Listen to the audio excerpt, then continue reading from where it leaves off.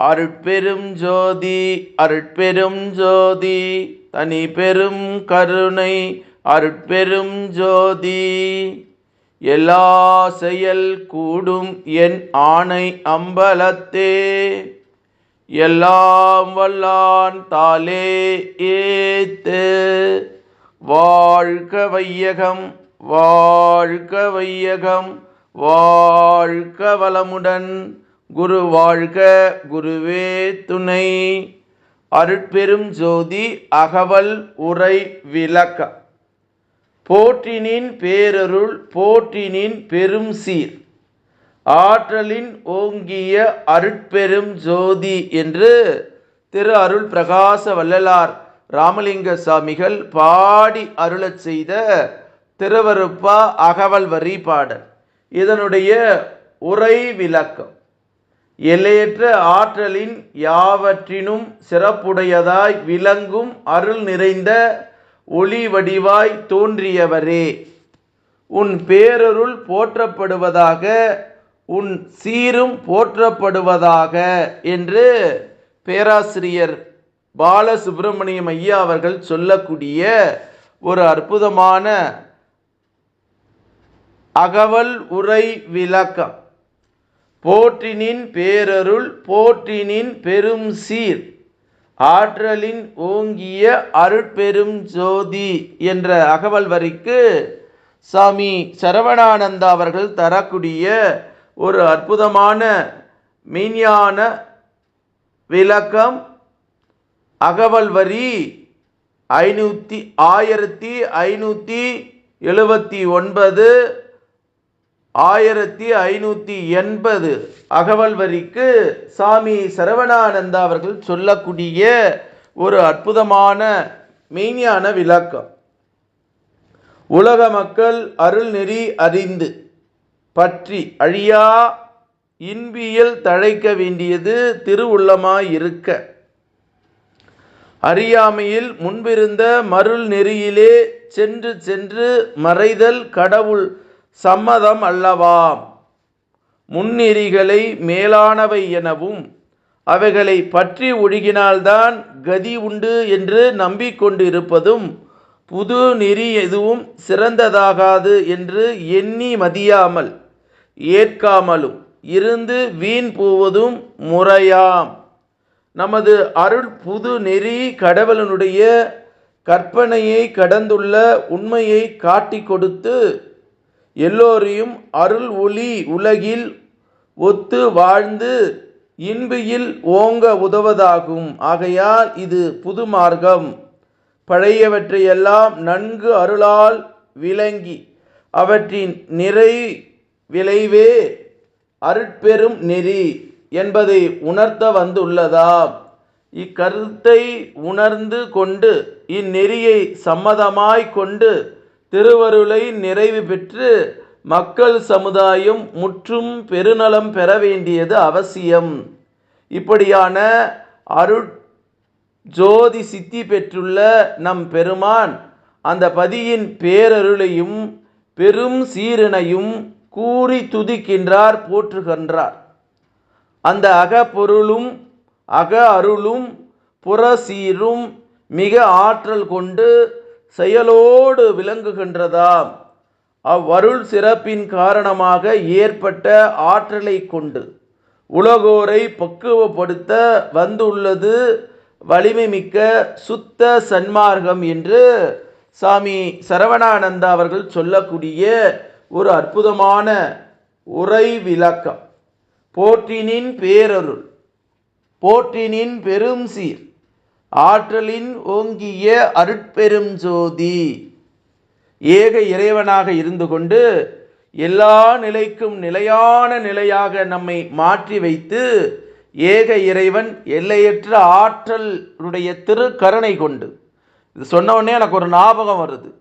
எல்லையற்ற ஆற்றல் உள்ள இறைவன் திரு உள்ளம் என்ன, எவ்வுயிரும் தோன்றதற்கு ஏற்றதொரு திருவழியாய் அப்படின்னு வேதாத்திரி மகரிஷி அவர்கள் பாடக்கூடிய பாடல் நினைவுக்கு வருது. ஏக இறைவன் எப்பவுமே அன்பும் கருணையும் தயவும் கொண்டவர். அந்த ஏக இறைவனோடு அன்போடு பண்போடு நிகழ்த்துகிற ஆற்றலை போற்றி பாடுறார் வள்ளல் பெருமான். அடியேனுக்கு கூட கடந்த திருக்கதவு திறக்கப்பட்டு அதை கண்ட பிறகு என் மனநிலையே மாறி போய் கொண்டிருக்கிறது. என் உடலிலே இருக்கக்கூடிய இரத்த அழுத்தம், மன அழுத்தம் என்னை விட்டு எகிரிக்கொண்டே இருக்கிறது. கெதியே என்று வள்ளல் பெருமானே கெதி என்று வாழக்கூடிய நிலையிலே என்னை முற்பொடுத்து வைத்து விட்டார் பெருமான். பெருமானாரிடம் விண்ணப்பம் வைக்கிறேன், எனக்கு புற சொத்தும் புற உறவுகளும் வேண்டாம் இறைவா, அக உறவும் அன்பான அருட்பெரும் ஜோதியினுடைய ஜீவகாருண்யம் செய்யக்கூடிய பாங்கும் எனக்கு தாருங்கள் என்று இறைவனிடம் வேண்டுகிறேன். என் மனநிலை குழம்பி போயிருக்கிறது. என்னால் அகவல் வரியை படிக்க முடியல, விளக்கமும் சொல்ல முடியல. அந்த நிலைக்கு புற ஆற்றல் என வள்ளல் பெருமானே கெதியாக இருக்கிற எனக்கே இதை ஏற்படுகிறது. அறியாமையிலே சில பேர் என்னுடைய உடன் பிறந்த மூத்த சகோதரியே இந்த செயலை செய்கிறார். நான் பகிரப்படுத்துகிறேன், கேட்க முடியல என்னால். பணம் பணம், எனக்கு எதுவும் வேண்டாம் இதுவும் வேண்டாம் என்று நீதிமன்றத்திலே நாடகம் நடத்திவிட்டு பின்பு வந்த பிறகு புறப்பொருள் வந்தவன அந்த பொருளே எனக்குத்தான் அதிகமான பங்கை தர வேண்டும். என்னுடன் பிறந்தவர்கள் 5 சகோதரிகள், எல்லோருக்கும் சரிசகமாக தான் கொடுக்கணும். முதல் பிறந்தவர்களுக்கு முன்னுரிமை கொடுக்க முடியாது. தனக்கு பிறந்ததுதான் தான தர்மம். எனக்காக உழைத்து என்னோடு பயனடுத்தியவர் எல்லாருக்குமே நான் பகிர்ந்தளித்து விட்டேன். இப்போது நான் வைத்து கொண்டிருப்பது ஜீவகாரண்யம் செய்வதற்காகத்தான். ஆனாலும் அலைபேசியிலே அழைத்து கொண்டு எனக்கு மன அழுத்தத்தை கொடுத்தால் அவர்கள் வெற்றி பெறுவார். நான் யாருடைய பிள்ளை? ஞானசபை தலைவனுக்கு நல்ல பிள்ளை நானே. மனமனும் பேய் குரங்கு மடப்பையலே மற்றவர் போல் என்னை நினைத்து மறுட்டாதை கண்டாய் என்று வள்ளல் பெருமான் பாடிய பாடலுக்கு நான் இப்போதுதான் விளக்கமே. நான் வாழறனா, ஒழுங்காக சன்மார்க்கியாக இருக்கிறனா, கோபப்படுகிறனா, சுடு சொற்கள் சொல்லுகிறேனா?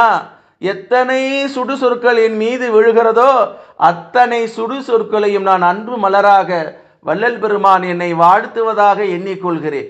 இந்த தருணத்தில், இந்த இனிய காலை வேளையில் வள்ளல் பெருமானிடத்தில் விண்ணப்பம் வைக்கிறேன்.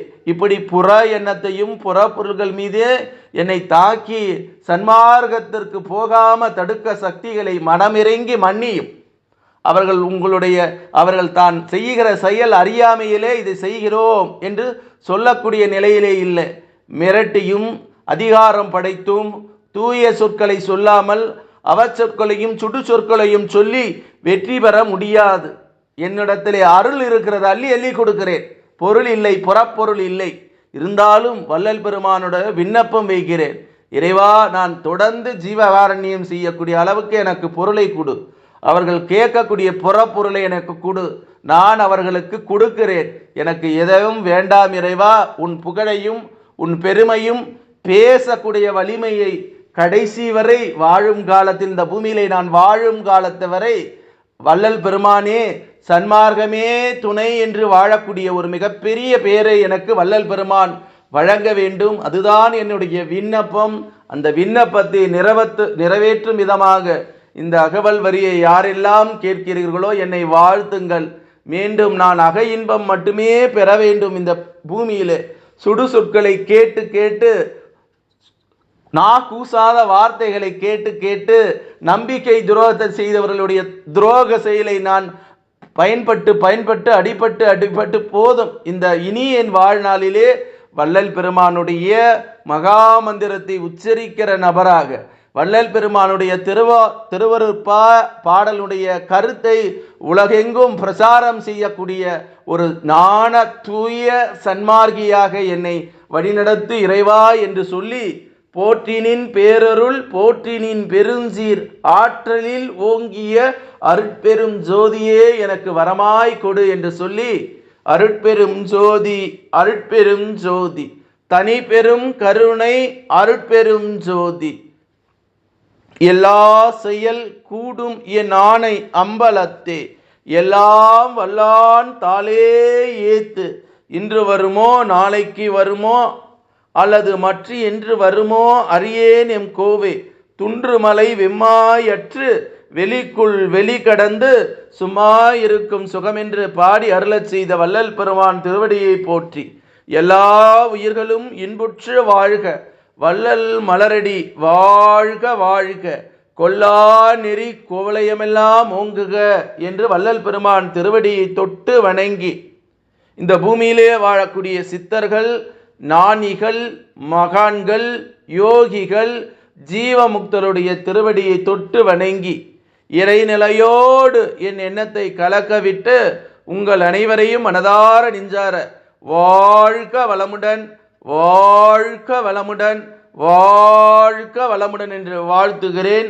அருட்பெரும் ஜோதி, அருட்பெரும் ஜோதி, தனி பெரும் கருணை, அருட்பெரும் ஜோதி என்ற மகா மந்திரத்தை சொல்லி நன்றியோடு விடைபெறுகிறேன். நன்றி, வணக்கம், வாழ்க வளமுடன்.